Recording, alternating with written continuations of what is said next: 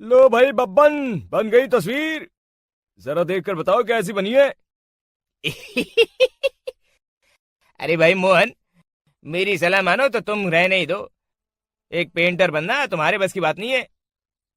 हाँ, तुमने सही कहा।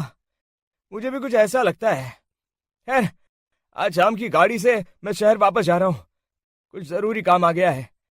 शहर से वापस आने के बाद तुमसे मिलता हूँ। मोहन अपने घर के दरवाजे पर ताला लगा देता है और वहां से चला जाता है। फिर उसी रात अचानक तेज हवाएं चलने लगती हैं। चारों तरफ डरावना माहौल बन जाता है।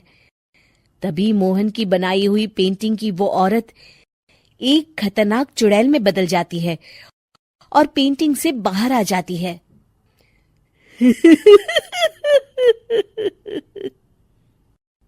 चुड़ैल घर के बाहर चली जाती है। वहीं दूसरी तरफ दो चोर लाला सुखीराम के घर से चोरी करके भाग रहे होते हैं। दोनों भागते भागते गांव के चौराहे के पास पहुंच जाते हैं। तभी अचानक वो चुड़ैल उन दोनों के सामने आ जाती है।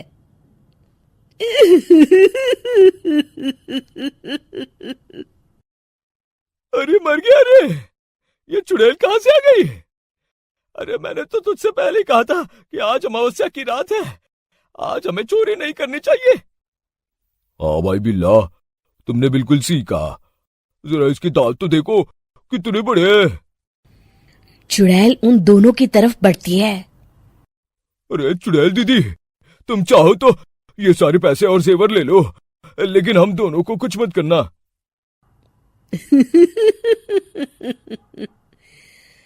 पैसे और जेवर के लालच में तुम इंसान बिकते हो, हम चुड़ैल नहीं।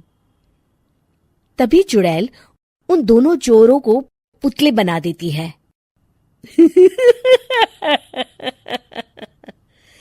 मैं किसी को नहीं छोड़ूंगी। अब कोई मुझसे नहीं बच सकता।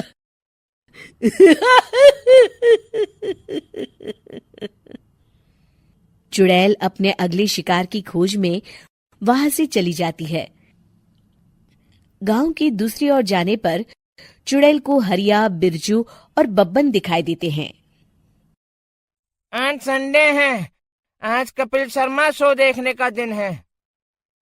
जोर से बोलो। आज संडे है। मैंने नहीं सुना। आज संडे है। आज कपिल शर्मा देखने का दिन है। हाँ, ये हुई ना बात। अरे ये कपिल शर्मा कौन है जो ये लोग उसे देखने के लिए इतने उतावले हुए जा रहे हैं? खैर, मुझे क्या, मैं अभी इन दोनों को मजा चखाती हूँ। चुड़ैल तेजी से उड़कर उन तीनों के सामने आकर खड़ी हो जाती है।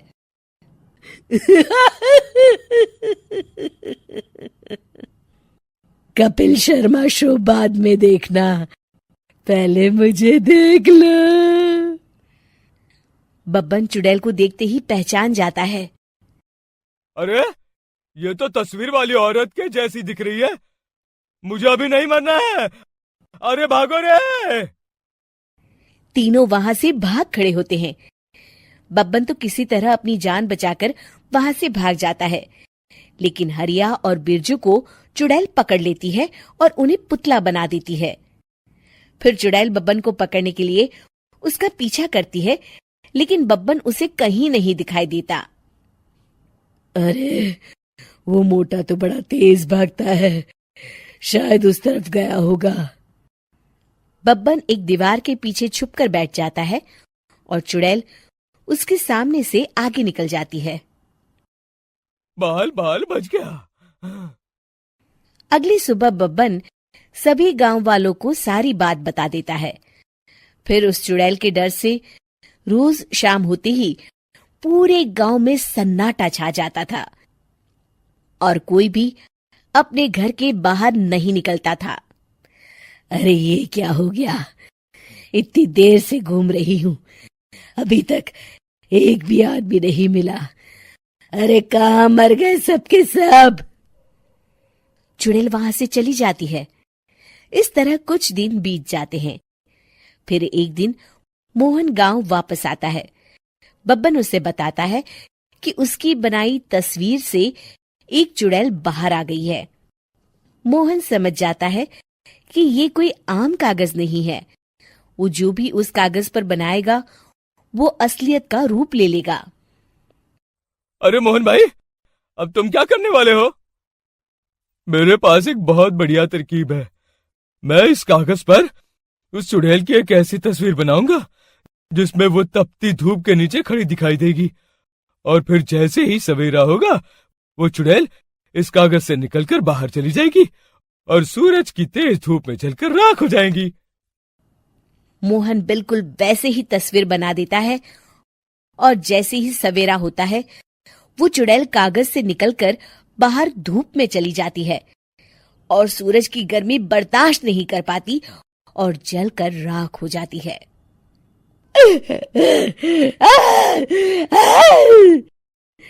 ये मुझे क्या हो रहा है? मैं सूरज की रोशनी बर्दाश्त नहीं कर सकती। मेरा पूरा शरीर जल रहा है। और इस तरह चुड़ैल के जलते ही पुतले बने सभी लोग पहले की तरह इंसान बन जाते हैं। पैसों वाली बहू, कहते हैं ना, शादी ब्याह एक लेवल में ही हो तो ठीक रहता है, नहीं तो अरे क्या सारा दिन कमरे में ब्यूटी पार्लर वाली को बुलाकर बैठी रहती है बहू। कभी गलती से किचन में देख ले टोकरी में कौन सा आलू सड़ रहा है, टमाटर फ्रिज में गल रहा है। अब आलू टमाटर को गलता देखते देखते मेरी स्किन गल रही है माँ जी, वो ना ठीक कराऊं। बाल देख रही हैं आप, झाड़ू हो गए हैं झाड़ू। हाँ हाँ, तो तेल लगाकर मालिश करना, दही लगा, घर की कितनी सारी चीजें लगा सकती है। ये क्या बालों को केमिकल लगा लगा कर हरा लाल रंग करवा लेती है। ओ सासू माँ, ननद जी के बालों पर भी ये सब किया करो। मेरा तो भूल ही जाओ कि मैं ऐसी लोकल चीजों को अपने ऊपर यूज भी करूंगी कभी। तभी वहाँ ननद आ जाती है। माँ देखो तो ये टी शर्ट कैसी लग रही है। अरे वाह बेटी, ये रंग तो बड़ा अच्छा लग रहा है तुझ पर। माँ सिर्फ 100 रुपए की है, लग नहीं रही है ना। ओ प्लीज, कहाँ से लाई हो ये 100 रुपए की टी शर्ट? हम लोगों के घर की तो नौकर भी ये ना पहने। तभी वहाँ बहू का पति आ जाता है। राशि, शीतल की तुलना क्या तुम अपने घर के नौकर से कर रही हो? अरे छोड़ो ना भैया, ये बताओ टी शर्ट कैसी लग रही है। बहन नहीं चाहती थी कि उसके कारण भाई और भाभी के बीच लड़ाई हो, लेकिन राशि, लास्ट ईयर मैं लंदन गई थी ना, तब की फोटो। वैसे तुम लोग कहाँ कहाँ गए हो? भाभी हम तो हरिद्वार, शिमला और हाँ एक बार तो नैनीताल भी गए हैं। ये कोई जगह है घूमने की? लंदन तो स्वर्ग है स्वर्ग। ऐसी बात नहीं है भाभी, हमारे देश में भी कई जगह ऐसी है जो दुनिया में कहीं नहीं है। जैसे गुलबर्ग गई हैं क्या आप? नो वे, मैं स्विट्जरलैंड गई हूँ। तो फिर जब गुलबर्ग नहीं देखा तो क्या देखा? भारत का क्या, दुनिया का स्वर्ग है वो। बात भी तो सच थी। राशि की बोलती शीतल के सामने बंद हो जाती है। एक दिन, अरे यार बाजार जाना है, कोई गाड़ी भी नहीं है यहाँ तो। अरे बहू, बाहर निकलेगी तो कोने से हरी वाली बस मिल जाएगी। 5 रुपए में बाजार। अरे ना हो तो रिक्शा कर लेना, 20 रुपए लेगा। लेकिन क्या फायदा, बस से ही निकल जा बेटा। हाँ, कैसी बात कर रही है?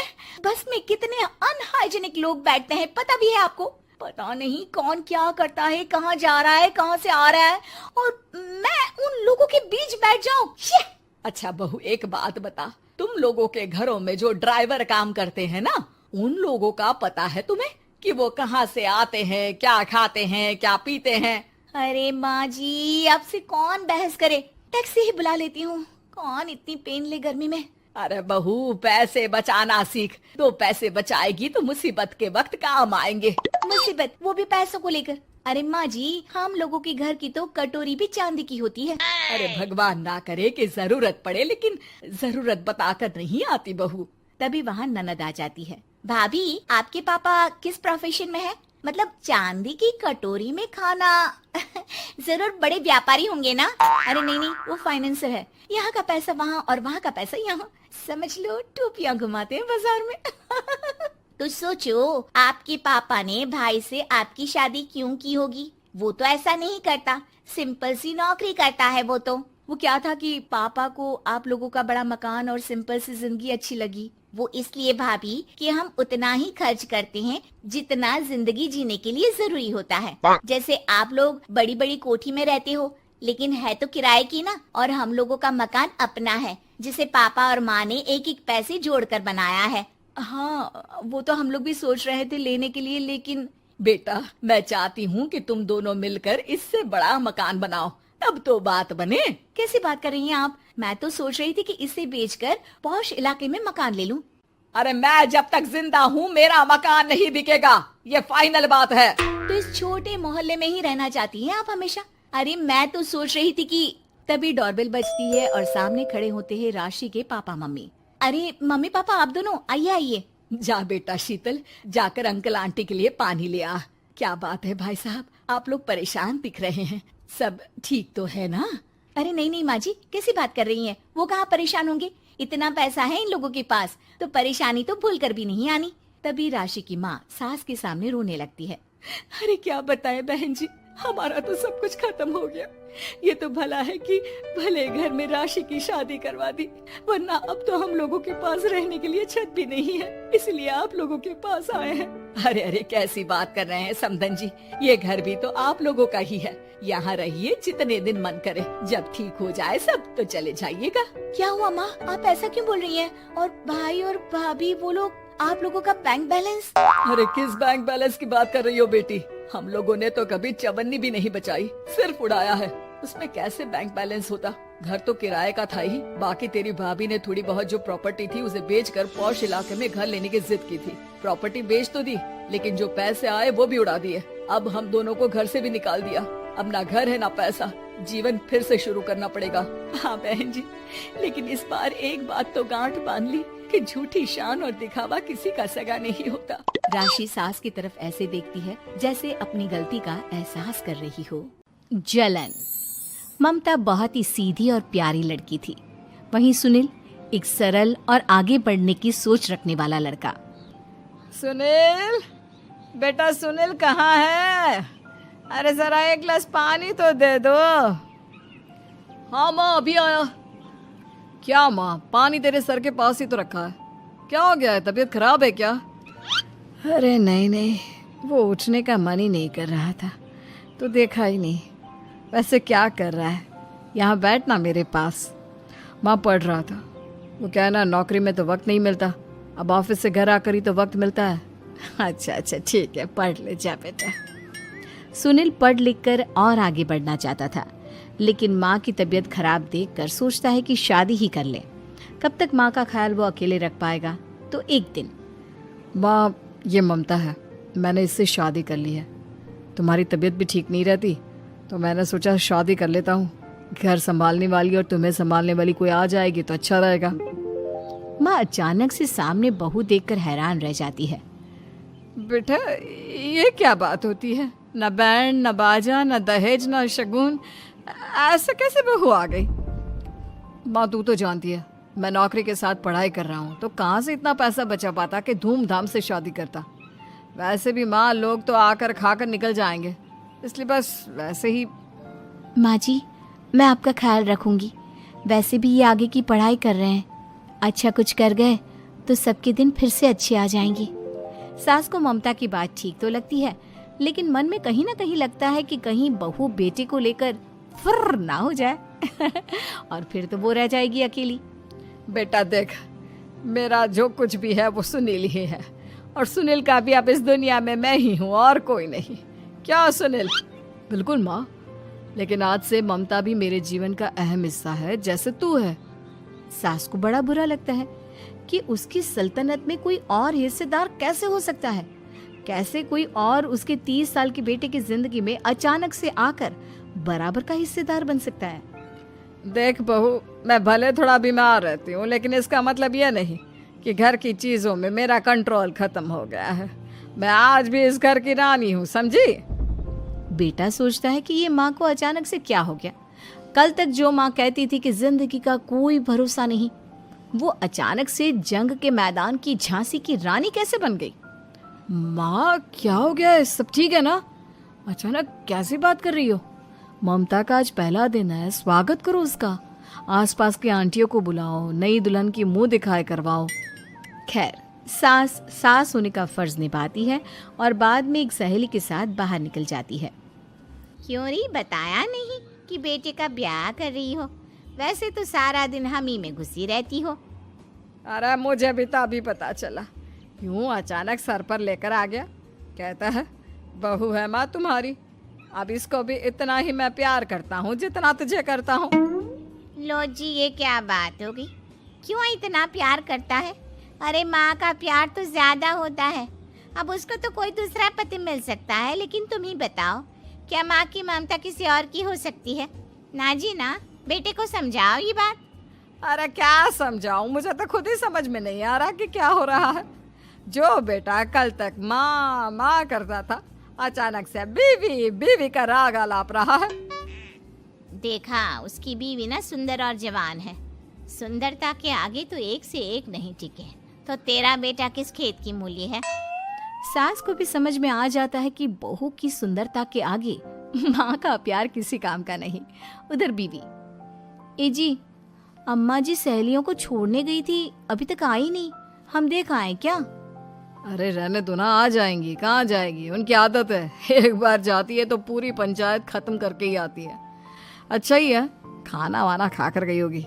छोड़ो ना, घूमेगी तो खाना पचेगा, नहीं तो ऐसे ही खाट पकड़ लेगी। बहू भी शांत हो जाती है। उधर सास सोचती है कि आज थोड़ा देर से ही घर जाती हूँ, जब बेटा परेशान होकर ढूंढेगा तब मजा आएगा। बीवी को खुद ही पता चल जाएगा कि माँ के आगे उसकी दाल नहीं गलेगी।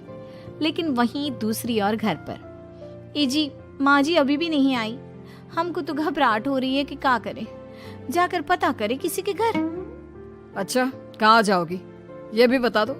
पहला दिन है तुम्हारा इस घर में और एक ही दिन में मोहल्ला छानोगी क्या? हाँ, तो आप भी तो नहीं जा रहे हैं ना, हमको फिक्र हो रही है। अरे यार, ये रोज का है अम्मा का, खाओ और सो जाओ। बस फिर क्या था। बेटा बहू खाना खाते हैं और कमरे में सोने चले जाते हैं। उधर जब सास को कोई देखने नहीं आता तो वो हार कर घर आ जाती है, जहाँ वो देखती है कि सारे घर की लाइट्स बंद है। सास को गुस्सा आता है। बहू, ममता बहू कहाँ हो? लेकिन सारे दिन की थकी बहू को ऐसी नींद आती है जैसे किसी ने भांग की गोली खिला दी हो। वो तो नहीं उठती। उठकर आ जाता है बेटा। अरे क्या बात है अम्मा, काहे चिल्ला रही हो? अरे सो जाओ ना, सुबह की थकी है बहू, वो सो रही है। जोर से बोलोगी तो नींद खुल जाएगी उसकी। माँ को गुस्सा आ जाता है। फिलहाल तो सो जाती है, लेकिन मन ही मन ढेर सारा जहर बहू के लिए भरा होता है।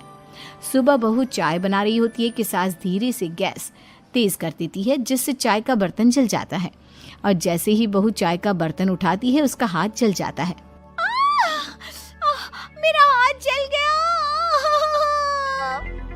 वो जोर जोर से चिल्लाकर इधर उधर भागती है कि सास थोड़ी देर में उसके हाथ में पानी डाल देती है। हाय रे बहू, क्या कर रही हो? पहली बार रसोई छुई हो क्या? सासू माँ गलती से गैस तेज रह गई थी और बर्तन जल गया, जिससे मेरा हाथ जल गया। हाय रे, कितना गंदा दाग। छी छी छी छी, मुझे तो उल्टी आ रही है तेरा गला हुआ मांस देखकर। तू ना मुझे अभी साथ से खाना मत लगाना। बहू भी खुद का हाथ देखती है तो उसे भी रोना आ जाता है। कुछ दिनों के बाद सास की सहेली आती है, बहू चाय बनाकर लाती है। उसके जाने के बाद सहेली कहती है, बहू की सुंदरता ऐसी है कि कोई भी दीवाना हो जाए। वैसे तेरे बेटे का क्या हाल है? अरे वैसा ही है, बहू के पीछे लट्टू। क्या करूं, कुछ समझ में नहीं आ रहा। मैंने तो बहू के चेहरे पर दिवाली के पटाखे की चक्री फेंक दी, उसका पूरा चेहरा जल गया। अब देखो ना रही सुंदरता, और ना ही अब मेरा बेटा उसे पूछता है। अरे अब तो वो उसे छोड़कर दूसरी भी देखने को बोल गया है मुझे। बहू सारी बात सुन रही होती है। आंटी एक बात बताइए, क्या भरोसा है कि दूसरी सही आए और आपके अनुसार रहे? देखिए आंटी, मेरी सासू माँ को गलत बात सिखाने की जरूरत नहीं है। हमारा परिवार साथ में खुशी से रह रहा है। देख बहू, मेरी सहेली की बेइज्जती ना कर, वही अच्छा रहेगा तेरे लिए, समझी? बहू नहीं मानती है। वो बार बार उनकी सहेली को घर से निकल जाने को कहती है। तभी सास की सहेली पास के चूल्हे से लकड़ी लाकर बहू के चेहरे पर लगा देती है। बहू जोर जोर से रोने लगती है। अरे ये क्या कर दिया? मैंने कहाँ किया, ये तो तूने किया। तू ही नहीं चाहती थी कि बहू बेटे के साथ रहे, भला मैं क्यों करूंगी? मैं तो चली, निपटो अब। बहू रो रही होती है, दर्द से चिल्ला रही होती है, लेकिन सास उसे डॉक्टर के पास नहीं ले जाती। तभी पति आता है। क्या हो गया ममता? ये दाग कैसे लगा? तुम कैसे जली? ममता कुछ नहीं कहती, बस दर्द से करा रही होती है। पति माँ की तरफ देखता है। हो ना हो माँ, ये पक्का आपका काम है। आप ही ममता से जला करती थी ना। देखना माँ, अब पुलिस आएगी, केस बनेगा, लेकिन पहले मैं ममता को अस्पताल लेकर जा रहा हूँ। सभी अस्पताल जाते हैं, जहाँ डॉक्टर ममता की सास से कहते हैं, आपने तो नहीं जलाया ना बहू को? अब ममता की सास के तो पसीने छूट रहे होते हैं। वो घबरा कर कहती है, ना ना डॉक्टर साहब, कैसी बात करते हैं? हम क्यों जलाएंगे अपनी बहू को? डॉक्टर ममता के पति से पूछते हैं। देखिए, क्योंकि ये ससुराल में जली है तो मामला पुलिस का बनता है, तो आप पहले पुलिस को बुलाइए, तभी इलाज पूरा होगा। सास डर जाती है कि अब तो बच्ची जिंदगी जेल में ही रहना होगा। रहने दीजिए ना, पुलिस को क्यों बुलाना? सारी हंसी खत्म हो जाएगी जब पुलिस के डंडे पड़ेंगे। बहू को जलाना भले ही बहुत आसान हो, लेकिन उसके बाद सारी जिंदगी जेल की हवा खाना। सास डर जाती है। पुलिस आती है। पास लेटी दर्द से करा रही ममता स्टेटमेंट देती है। तो क्या हुआ था? कैसे जली आप? ममता पास खड़ी सास को देखती है। बेटी बताओ, कैसे जल गई तुम? ओए, काका का किरण वाली शाहरुख, चुप, बिल्कुल चुप। सास चुप। सभी इंतजार करते हैं कि ममता क्या बोलेगी। जी, मैं खाना बना रही थी, लकड़ी उड़कर मेरे ऊपर गिर गई और मैं जल गई। सास बहू की बात सुनकर रोने लगती है। देखा माँ, कितनी समझदार है ममता। ये चाहती तो, हाँ बेटा, ये चाहती तो मैं आज जेल में होती। मुझे माफ कर दे, मैं आगे से अभी कभी ऐसा नहीं करूंगी। बहू के साथ मिलकर रहूंगी, मुझे माफ कर दे।